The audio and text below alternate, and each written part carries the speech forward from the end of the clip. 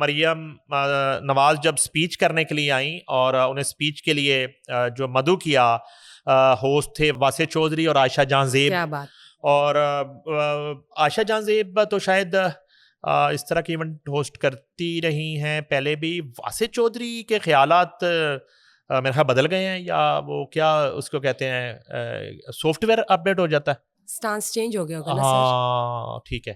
تو کیونکہ وہ بڑے ایک نظریاتی سے ہمارے دوست ہیں، تو آج لیکن وہ ہوسٹنگ کر رہے تھے پنجاب. میرے لیے سر اپنا کنٹریبیوشن دے رہے ہیں ملک کی ترقی کے لیے، اس سے بہتر کیا ہو سکتا. تو انہوں نے جب انوائٹ کیا مریم نواز صاحبہ کو، تو اتنی دیر میں نصیب اللال جو ہیں وہ پہنچ چکی تھی پنڈال میں. تو مریم صاحبہ نے جب انہیں دیکھا تو انہوں نے کہا کہ پہلے نصیب اللال گانا گائیں گی، میں ان کا گانا سنوں گی، تو اس کے بعد تقریب کا جو ہے وہ آغاز کیا جائے گا. تو پھر نصیب اللال کو فرمائش کی کہ انہوں نے گانا سنایا. پھر مریم نے آ کے جو ہے وہ تمام فنکاروں کو جو ہے جتنے وہاں پہ موجود تھے، ایک ایک فنکار کا نام لیا، ان کے ساتھ سیلفیز بنائی اور ان کو اپریشیٹ کیا. اور میں سمجھتا ہوں کہ پنجاب میں ایک کلچر کا جو مردہ ڈھانچہ تھا اس میں زندگی کی رمق جو ہے وہ نظر آنے لگ گئی ہے. اور یہ ایک پہلا قطرہ ہے.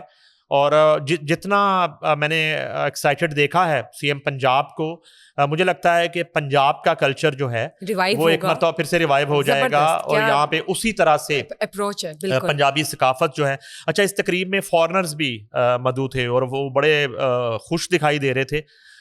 فارنرز اس تقریب سے محظوظ ہو رہے تھے. وہاں پہ انسٹرومنٹل پرفارمنس ہو رہی تھی، بھنگڑا ہو رہا تھا، اور مریم نواز کی جو اسپیچ تھی وہ بڑی حوصلہ افزا تھی. اور انہوں نے جو ہے عظمہ بہاری کو شاباش بھی دی، اور انہوں نے ان خواہشات کے ساتھ کہ اب جو ہے پنجاب میں کلچر کی تعمیر و ترقی کے لیے اور ثقافت کی تعمیر و ترقی کے لیے پنجاب حکومت اپنے اقدامات اٹھاتی رہیں گی. بالکل بہترین. ہم مبارکباد پیش کرتے ہیں مس مریم صاحبہ کو کہ انہوں نے اتنا اچھا انیشیٹو جو ہے وہ سامنے لے کر آئی ہیں، اور پنجاب کا جو کلچر ہے وہ ریوائیو ہو رہا ہے، ریویمپ ہو رہا ہے. اور بہت ہی جلد ہم دیکھیں گے کہ جن ویلیوز، کلچرل ہیریٹیج اور جو ہم اپنی ہسٹری کی بات کرتے تھے ہمارے ساتھ پریزنٹ میں موجود ہوں گی. Any way sir, moving on, اب میں بات کرنا چاہوں گی ارمغان ڈیولپمنٹ، ارمغان کیس کی ڈیولپمنٹ کے حوالے سے. جی، ارمغان کیس میں نا بہت بڑی ڈیولپمنٹ ہوئی ہے. اس میں جو ہے وہ F I A cyber crime Karachi نے ایک مقدمہ درج کر لیا نیا. جی اچھا، یہ نا اصل میں ہم تھوڑے دن پہلے ایک ہمارے تجزیہ کار تھے، ان کے ساتھ پوڈ کاسٹ کر رہے تھے، نسیم قریشی کے، تو اس طرف انہوں نے اشارہ کیا 2-3 مرتبہ. یہ جو ان کا کال سینٹر تھا، اچھا اس میں ایک تو ان پہ مقدمہ جو ہے وہ منی لانڈرنگ کی دفعہ کے تحت ہوا ہے. اور اطلاع یہ ہے کہ وہ اپنے اس کال سینٹر کے ذریعے مختلف لوگوں کے اکاؤنٹس کو ہیک کر کے اور ان سے جو ہے وہ پیسے انلیگلی وہ ٹرانسفر کر لیتے تھے. اور اپنے 2 ملازمین کے نام پر انہوں نے اس مقصد کے لیے اکاؤنٹس کھلوا رکھے تھے. اور وہ ظاہر ہے کہ وہ اکاؤنٹس جو ہیں ان کو بھی قبضے میں لے لیا گیا، ان میں جتنا پیسہ ہے.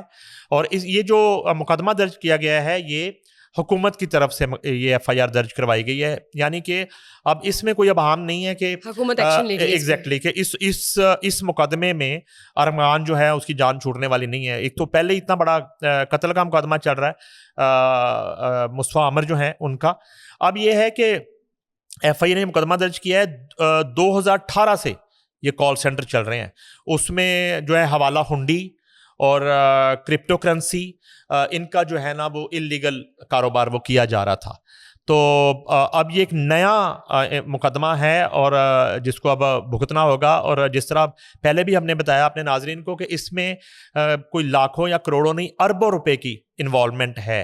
اس میں منشیات کی خرید و فروخت تو ایک دھندا تھا، اب یہ دوسرا دھندا سامنے آ رہا ہے. ایک کال سینٹر کے ذریعے ایک کرپٹو کا اور حوالہ ہنڈی کا اور منی لانڈرنگ کا کاروبار کیا جا رہا ہے. سر، جو بات کرتے ہیں علی امین گنڈا پور کی، تو یہ بتائیے کہ مریم صاحبہ نے اور عظمہ بخاری نے کہا تھا کہ ہم انہیں راوی کا پل بھی کراس نہیں کرنے دیں گے، لیکن انہوں نے لاہور ہائی کورٹ بار میں خطاب بھی کر دیا. اس حوالے سے بتائیے. تو ہو سکتا ہے وہ راوی کے پل سے نہ آئے ہوں، اور بھی تو کے پی کے سے کوئی راستہ ہو سکتا ہے وہ ادھر سے آ گئے ہوں. لیکن وہ جس وقت پنجاب کلچر ڈے کی تقریب چل رہی تھی اس سے کچھ دیر پہلے وہ لاہور ہائی کورٹ بار میں مشترکہ جو اجلاس تھا لاہور بار اور لاہور ہائی کورٹ بار کا، اس سے وہ خطاب کر رہے تھے. تو وہ صحیح یاد کروایا آپ نے کہ وہ پنجاب حکومت نے خاص طور پہ عظمہ بخاری صاحبہ نے انہیں چیلنج کیا تھا کہ وہ لاہور آ کے دکھائیں.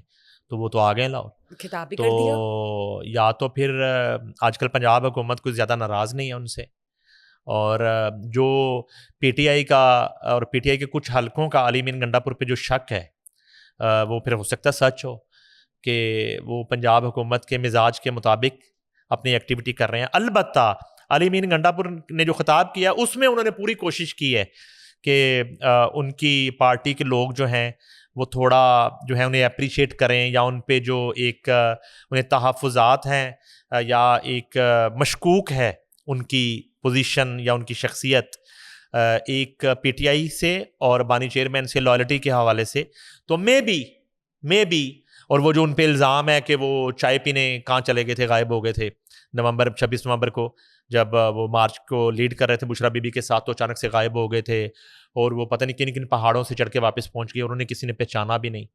حالانکہ میں اب کافی جگہ جاتا ہوں تو مجھے لوگ کہتے ہیں آپ بشرا کے ساتھ شو کرتے ہیں نا, تو آپ کو لوگ اتنا پہچانتے ہیں. تو علی امین گنڈا پور جو ہیں وہ کے پی کے وزیر اعلیٰ ہیں, اور ان کو پورا ملک دیکھتا ہے ٹی وی پہ, اور ان کو کسی نے پہچانا ہی نہیں کہ وہ کس طرح چھپ کے واپس پہنچ گئے کے پی کے. راستے میں کوئی ملا ہی نہیں کہ ہیلو علی کدھر جا رہے ہو. ٹیلنٹ, تو ٹیلنٹ ہے یہ. تو بہرحال وہ آئے ہیں جی, ظاہر ہے کہ وہ اپنی سیکیورٹی کے ساتھ آئے ہوں گے, اور پورا جو ہے ایک وزیر اعلیٰ کا جو پروٹوکول ہے اس کے ساتھ آئے ہوں گے, لیکن وہ لاہور میں موجود ہیں اور انہوں نے خطاب بھی کر دیا اور بڑا تابڑ توڑ خطاب کیا ایگزیکٹلی. اور انہوں نے جو ہے وہ اشارتاً اداروں کے خلاف بھی گفتگو کی ہے صرف اپنی پارٹی کو خوش کرنے کے لیے, اور انہوں نے بانی چیئرمین کی رہائی کی بھی بات کی ہے, اور انہوں نے ڈٹے رہنے کی بھی بات کی ہے, اور انہوں نے نہ ڈرنے کی بھی بات کی ہے. تو یہ ساری گفتگو کی. یہ ہمارے لیے تو صرف ایک خبر ہے, لیکن چیلنج تو یہ انہوں نے پنجاب حکومت کو کیا ہے, اور منسٹر انفارمیشن کو انہوں نے دکھایا کہ میں لاہور آ گیا ہوں. اسلام آباد ہائی کورٹ میں کوئی درخواست دائر ہوئی ہے, کیا درخواست ہے, کیا دائر ہوا ہے بتائیں. اچھا وہ دیکھیں, وہ پھر بات وہی ہے کہ 190 ملین پاؤنڈ میں جو ہے انہوں نے ایک تو اپیل کر رکھی تھی آلریڈی. اب جو ہے ایک متفرق درخواست اس کو کہتے ہیں, وہ دائر کی ہے جو کہ منظور بھی کر لی گئی ہے کہ اس کی جو ہے نا وہ ڈویژن بینچ کی بانی پی ٹی اور بشرا بی بی کی سزا کے خلاف اپیلیں 2 ہفتوں میں مقرر کرنے کی ہدایت کی گئی ہے. اس کے ساتھ ہی ساتھ بانی پی ٹی اور بشرا بی بی کی سزا معطلی کی درخواستیں بھی ساتھ دیکھ لیں گے, یہ عدالت نے فرمایا ہے. قائم مقام چیف جسٹس سرفراز ڈوگر اور جسٹس انعام امین منہاس نے سماعت کی ہے اس کیس کی 2 رکنی بینچ نے, اور سزا معطلی کی درخواستیں بھی مقرر کرنے کی تاریخ دے دی ہے. یہ بتایا ہے علی بخاری جو ایڈوکیٹ ہیں پی ٹی آئی کے, انہوں نے کہا کہ ڈویژن بینچ نے کیسز مقرر کرنے سے متعلق جوڈیشل آرڈر جاری کر دیا ہے. قائم مقام چیف جسٹس, جوڈیشل آرڈر کے بعد ہم ڈائریکٹ کوئی تاریخ نہیں دے سکتے. یہ ایک دیکھیں یہ ان کا رائٹ ہے پی ٹی آئی کا بھی اور بانی چیئرمین کا بھی اور ان کے وکلا کی ٹیم کا بھی, کہ وہ ان کو جن کیسز میں سزائیں ہو چکی ہیں اس پہ وہ اپیلیں دائر کریں, اور اس میں جو ہے ایک کوئی ارلی ایک سماعت کی انہوں نے درخواست کی جو منظور کر لی گئی ہے. میرے خیال میں 28 اپریل جو ہے وہ ڈیٹ اس کیس میں انہیں مل گئی ہے اگلے ہفتے تقریباً. ٹھیک, جی بالکل. بہت بہت شکریہ sir. Thank you for casting light on such political issues.